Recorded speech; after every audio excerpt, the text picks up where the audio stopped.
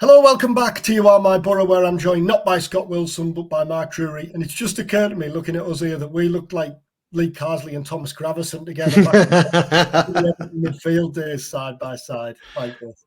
Which one of us is going to make the millions from? Well, it wasn't cryptocurrency, was it, Gravison? What did he make his money in? It was technology of some kind. He's got a story to tell, hasn't he? Yeah. Yeah. And the other one's England manager. Take your pick. What can you say? We'll have a chat about Derby on Saturday, obviously, and the open training session at the Riverside on Monday, which I went along to. If you're watching on YouTube and you can see why I made the Carsley and Gravison reference, and do subscribe if you're listening on podcasts, and just let it float over your head and leave a rate and review on there. While you're at it, if you don't mind, we'll start with Derby, Mark. Frustrating. I don't want to use the TB words, but on the back of the Leeds win and all the optimism and belief on that, frustrating, wasn't it? Desperately frustrating.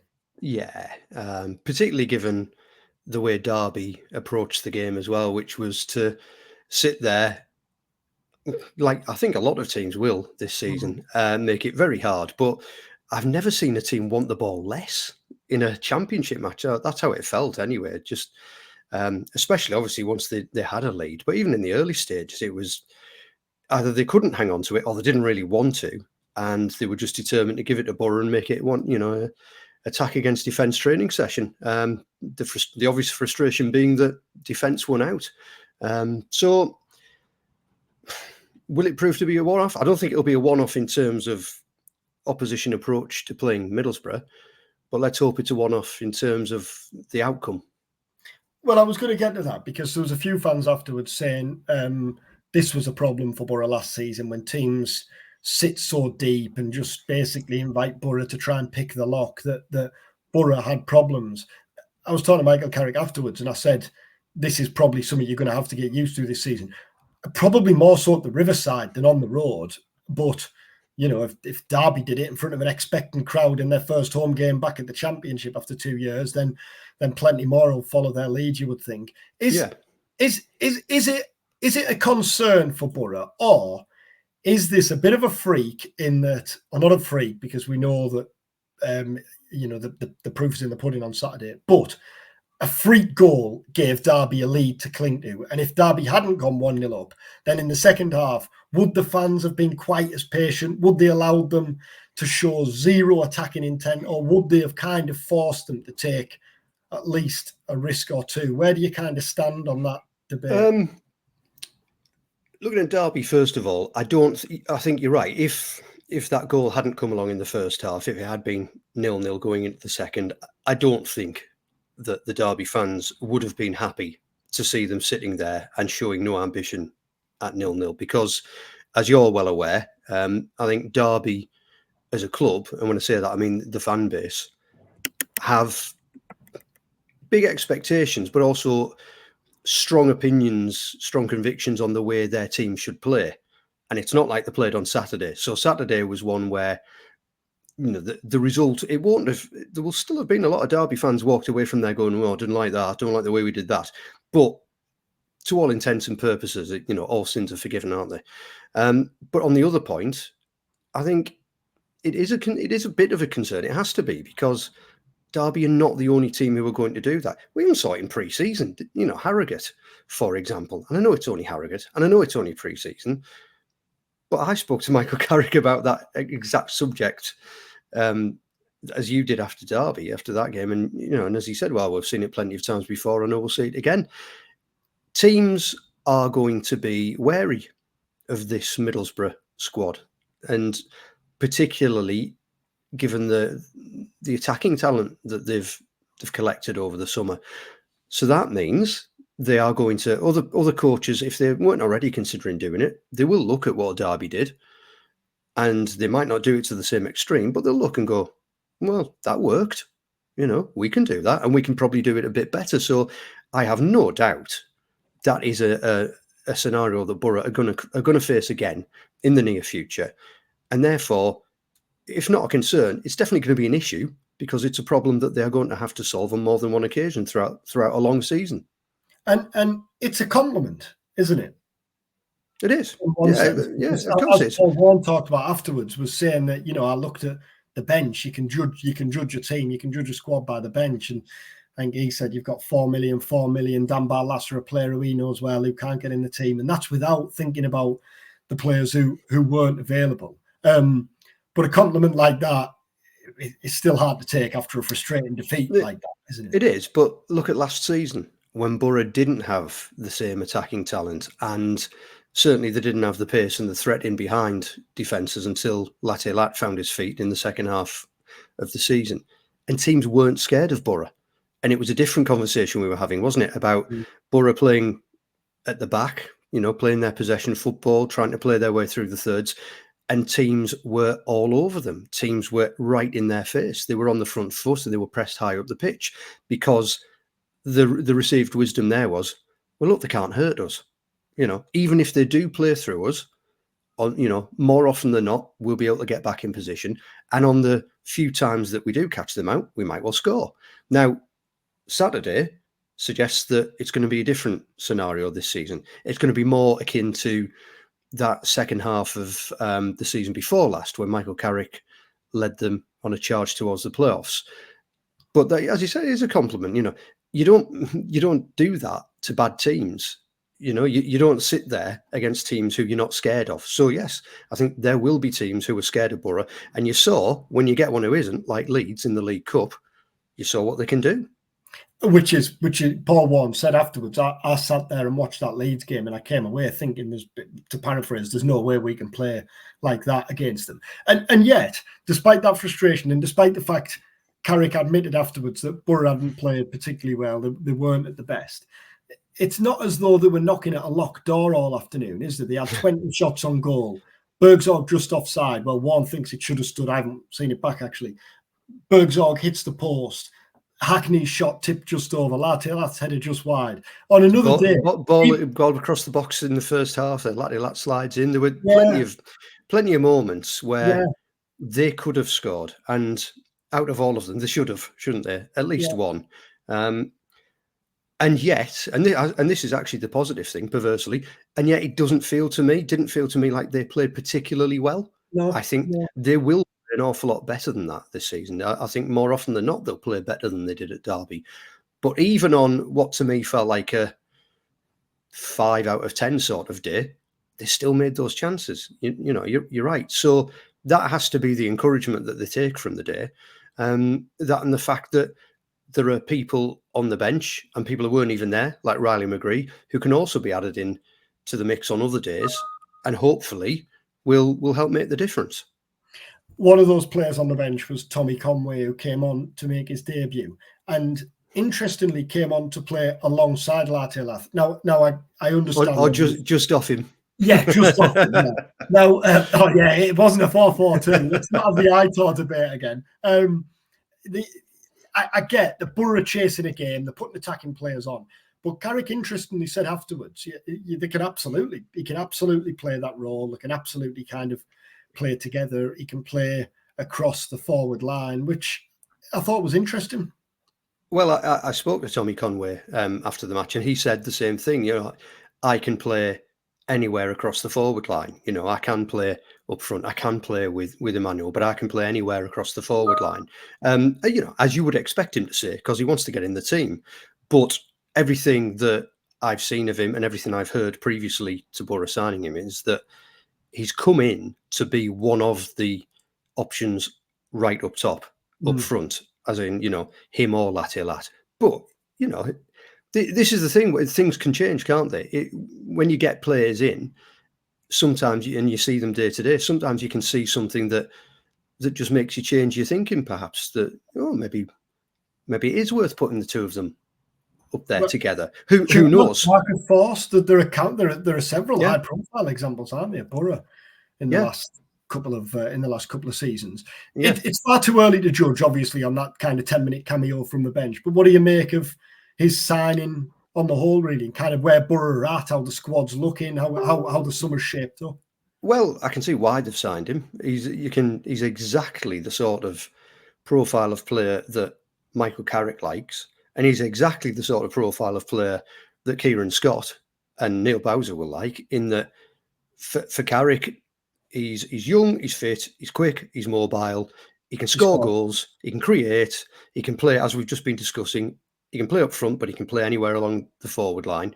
So he's versatile, and he's keen as well. He wants to be here. He was desperate to come here, despite Boro actually not being the top bidders for him. He made it very clear to Bristol City, I'm going to Middlesbrough.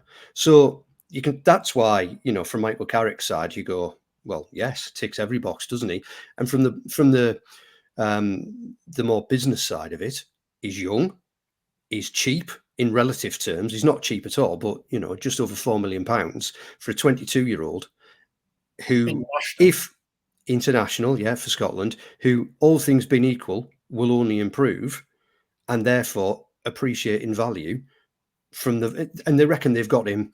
They reckon they've got him very cheap. I think they've got him for less than half of what he would have gone for if he had another year on his contract. So it makes sense for everyone. And all that's left to hope is that it does indeed make sense, out on the green stuff, because he's just such an obvious signing for Middlesbrough under Michael Carrick. And the obvious question after an obvious signing like that is what happens with Josh Coburn. Millwall are interested, and on the Northern Echo site today, there's been some quotes from Neil Harris, who's talking about his transfer frustrations, says he desperately needs players and desperately needs to strengthen up front. Now, I don't know what Boro's thoughts are on Coburn's situation. But if there was any hint at all that he was going to be available, then Millwall absolutely wouldn't be the only club interested, would they? And we saw why in that Leeds game last week. Yeah, well, I was just going to say, especially after the performance he put in at Elland Road, which will have it does one of two things, doesn't it? It either puts him right back into the frame as far as Michael Carrick's concerned, or possibly does both, or it it puts a few quid on his price tag and gets other clubs interested, clubs who might have been on the fence go, right, okay, then you can do it, right, let's go for it. It's hard to call, isn't it? Because excuse me, it's been all spend from Boro so far this summer. There's been no money coming in, so at some stage some money has to be clawed back. Paddy McNair's wages have gone. That's about it, isn't it? There've been no significant transfer fees or anything received. So you can only sell players who other people want to buy. And at the moment, Josh Coburn is pretty high on the list, isn't he? We've heard all the talk about Dan Barlaser and Turkey, but nothing has materialised, has it there, for example? There will be other players in the squad who will be of interest. I think when you have 4 senior centre-backs like Boro do, other championship clubs will look and go, well, we might be able to get one of them. One of the ones who isn't in favour at any given point. But right now, it looks like Josh Coburn is the most likely to attract offers. And if he does, you know the saying, everyone's got the price. If it's a fee that works for Boro, if it's a move that works for Josh. And I can understand why, at the age he is now, he'll want to play and he needs to play. So I don't think we should be that surprised if he does end up going. By the same token, he'd be good to have around, wouldn't he? Because you only need to look at last season to see how injuries can bite really quickly. And then you need people like Josh Coburn. Well, on the subject of injuries, at the Riverside yesterday for the open training session, which first of all was great, and I had there's about 8,000 there, and which is brilliant, isn't it? What a turnout! And it was great. Loads of them were kids, and I had a fair few messages on Twitter on Monday night from fans who were there saying, "Brilliant, credit to the club." Like the refreshment stalls were open, the club shop was open. Fans were saying to me that, I spent money while I was there, and I know I won't have been the only one in the club shop. And then actually when the training started, the players couldn't have been any more accommodating. The injured players who weren't in training, the likes of Dale Fry, Darrell Lenihan, Tommy Smith and Marcus Force, still went along and spent the first 15, 20 minutes signing autographs. Then Riley McGree came out and signed autographs. And then at any given time, kind of players were just dropping out of the session and going over and signing autographs and posing for selfies. Michael Carrick and the coaching team did afterwards. And then even after the session, the players did the same and were in absolutely no rush to get away. And I thought it was great. And the kids are like on away absolutely buzzing from something like that, won't they? Oh, it's brilliant. It's such a simple thing. And it does make you think, God, why haven't they done that before? Because there is such an appetite out there. And in the summer holidays, we've both got kids, haven't we? How the starstruck, the chance to go. And for some of them, it'll be a chance to get to the Riverside that they don't often get or normally get. So, yeah, it's a great thing. It brings the players and the public into contact with each other, which I think is always a good thing. And yeah, who loses out of it? As you said, people are there spending money as well and buying shirts, and they're making memories. And I'm all for that. And I think it's really good for the players to actually hear from the fans, and see them. And an afternoon like that, for any of those who didn't really understand, they'll get an idea of just what it means to people on Teesside and how big Middlesbrough is and can be as a club. Well, we spoke to Aidan Morris afterwards, and he was saying exactly that. And he said, kind of, he's been hugely impressed by the home support and the welcome he's had. But he said he's been absolutely blown away by the away support. And then you think, don't you, like, if you're coming into a new culture, new surroundings, and you're a Boro player, and you look and hear the fans at Leeds last week, and then Derby and Saturday, if maybe the kind of whole culture of away support isn't as strong as it is elsewhere as it is in England, it would absolutely blow your mind. Yeah, I mean, I don't think Columbus get 3,000 away at Real Salt Lake, do they, for example? So, it's...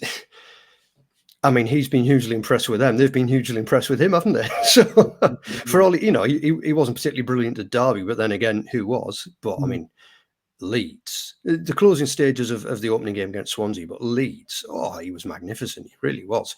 So, I think it's good. Stuff like yesterday, it makes a big impression. It was yesterday. I've lost track of the days. Yeah. It makes a big impression on people like him. And just from the limited, the couple of conversations I've had with him so far, I think he's really taken to the place. He's really getting a feel for it. Like many players have said over the years who've come from outside, the George Friends and Craig Hignetts of this world, it gets under your skin. And I think it's already getting under Aidan Morris's. Higgy was there getting his legacy number before the game, actually, as was David Weeder. And then on the football side of things, obviously you are kind of looking for little tidbits when you're watching something like that. And on the injury front, McGree wasn't involved. Those players I mentioned weren't involved. Rav van den Berg wasn't involved in the session. Now, there was no indication that there was any problem there after the Derby game. He did get that knock in pre-season, didn't he? So I just wonder whether that's a case of being managed. Come the end of the session, there was only 2 centre-halves actually training because others had kind of stepped away and were doing bits and bobs.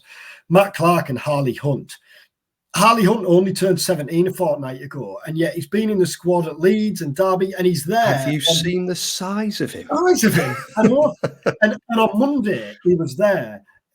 The strikers and the attackers were doing one drill at one side of the pitch, and then Clark and Hunt are working kind of one-on-one or two-on-one with Jonathan Woodgate. And I'm sat thinking, a 17-year-old lad, like getting kind of that up close and personal coaching with one of the best centre-halves we've produced in this country in the last couple of decades. What an experience for him. And what an experience for him just being part of the squad for those games at Leeds and Derby. Well, look, Jonathan Woodgate, I've said many times, he's the best defender I've ever seen in the flesh. Yeah.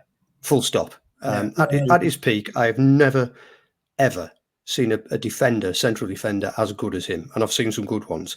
And for Harley Hunt, they've been really impressed with him. And there's a lot of excitement. And you can imagine if the injury situation in his position remains as it is, there will be a strong temptation at some stage to start throwing him in. And I think there'll also be elsewhere within the club people saying, "Whoa, slow down, take your time, you don't want to rush him." But talent will out, won't it? And well, look, we've seen glimpses of him, and it was only pre-season, but he looked very assured. Physically, when you consider he is, as you said, only just 17, can you imagine when he develops, when he fills out? So yeah, he's exciting, and the chance to work with Jonathan Woodgate will be a big big part of the reason he came to the Boro. And he will learn so much. If he's a good learner, if he's a good listener, then he's going to improve at a rate of knots. And then, if he's as good as they think he is, or think he's going to be, it'll be very hard to keep out of the team.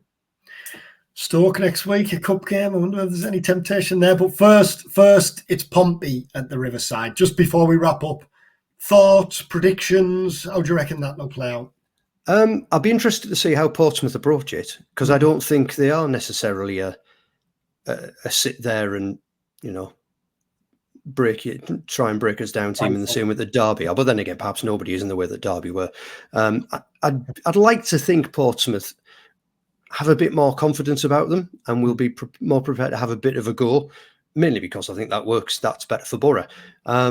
And Leeds, where they played at Leeds. I was just going to say, and they gave Leeds an almighty scare. They perhaps should have won at Elland Road. So they won't have Sammy Silvera for obvious reasons. But, I think they're a team who've just been promoted. Not that Michael Carrick thinks that matters, but I tend to think it makes a bit of a difference because they're still full of confidence, still full of excitement, and they'll be looking to give Boro a bloody nose. So I think it might be a decent game, actually. Let's hope so. Well, thanks so much, Mark, as ever, stepping in more than capably when Scott's away, as ever. So thanks very much. We'll be back next week for another episode of You Are My Boro. As I said at the start, if you haven't subscribed, then please do. And if you're listening on your podcast channels, then rate and review on there as well. Thanks very much. Do get in touch if there's anything you want us to discuss moving forward, and we'll be back next week. Take care.